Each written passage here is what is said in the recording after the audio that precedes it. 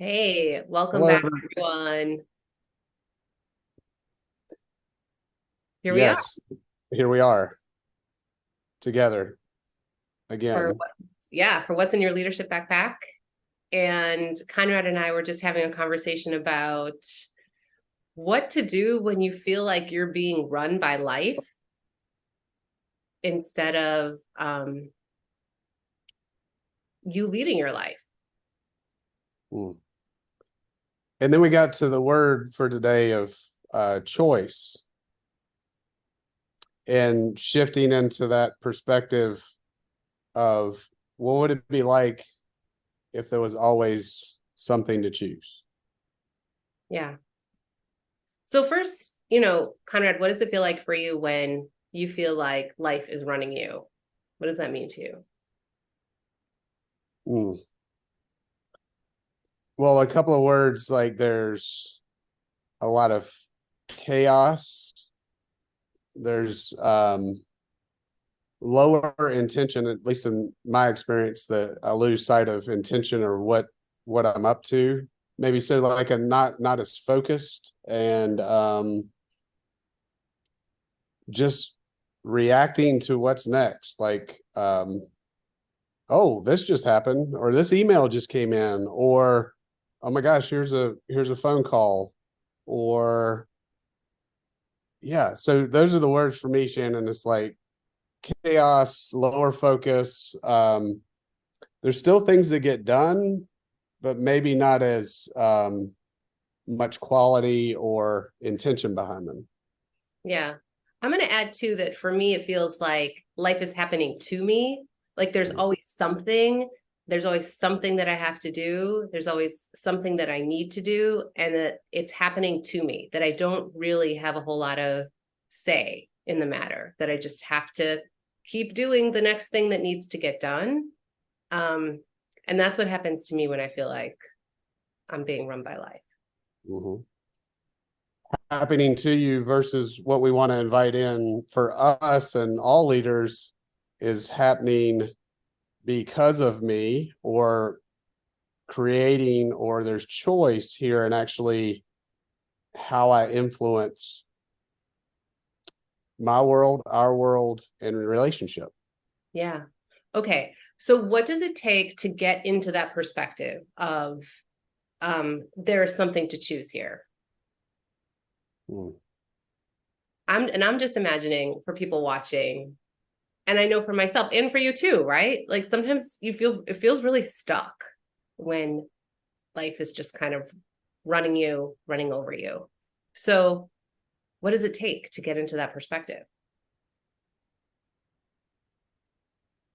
For me, step one, as I'm doing now, is pausing and thinking about that, like getting oriented to it. Is like, oh, what's the one thing I can choose? I can't change the circumstances. I can't stop the emails or the phone calls or, whatever the thing is, the circumstances in the bigger world, like around any global topic or any personal or topic around me. I can't change that. But my first step is to pause and be like, oh, what is available, or what would be one choice here that I could step into.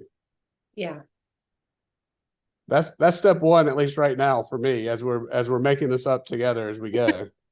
Well, and part of it is made up, and part of it is we know this from our practice, right? We know this from the people that we work with, that if we just stop, that there is something else will be available, right? And if we don't stop or don't take that pause, then we just continue to create in the scenario, in the story that we have in our heads. So I love that, right? Like just to pause, and I do that same thing.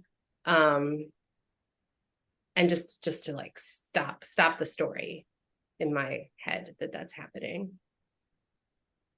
Yeah. So then, after the pause, step two, from our experience and what we're creating here together, is what do I want to create from, or what do I want to access? Is that something within me, a different energy, a different thought pattern?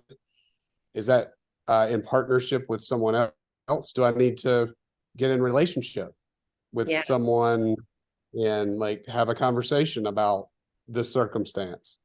And thirdly, I think it's going back to, I used that word intention before, is like, what am I really up to in life or in this work or project that I'm working on? What's really the outcome or intention I want to have here around this? Yeah. So get into relationship with something and align with what Nice. matters. You have a brilliant skill of being able to bottom line Yeah. when I ramble. So I'm appreciating that. So yes, get into relationship and determine what matters. Yeah. And it's easy to say, it's harder to practice. So I just want to acknowledge that. And I also, as you were speaking, was thinking of myself, thinking to myself, like, what does it mean for me to get into relationship with, with my day? Like taking my kids to school, leading on this, figuring this, having this call with this client. Like, what does it mean to get into relationship with my day?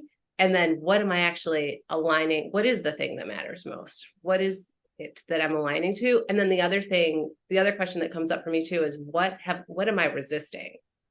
What's preventing me, or what am I resisting? Mm-hmm.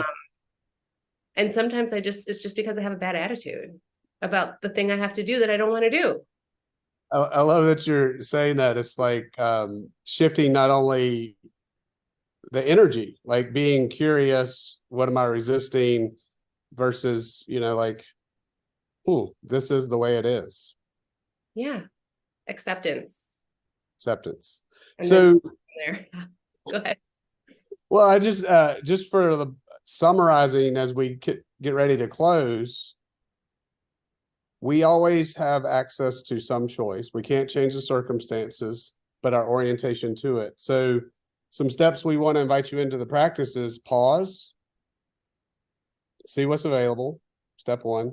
Step two, get into relationship and get into purpose for whatever that is. And then see what choices are, the final thing is like, see what's available from there. Yeah. How was that summary? Does that sound like that's an opportunity for all of us? I think it's a great opportunity. I'm just going to add one thing. And if you're still having a problem when you get to that third step, like what's available from here, there's probably something you need to let go of. So what do you need to let go of? Beautiful. Yeah. So what do we want to invite everybody to do this week? Right now, today. Today, pause, get in relationship, what I would need to let go of, and play with choice. See what, like, write down the word choice. See what happens. See what happens. Thanks for joining us again on What's in Your Leadership Backpack. We'll see you next time.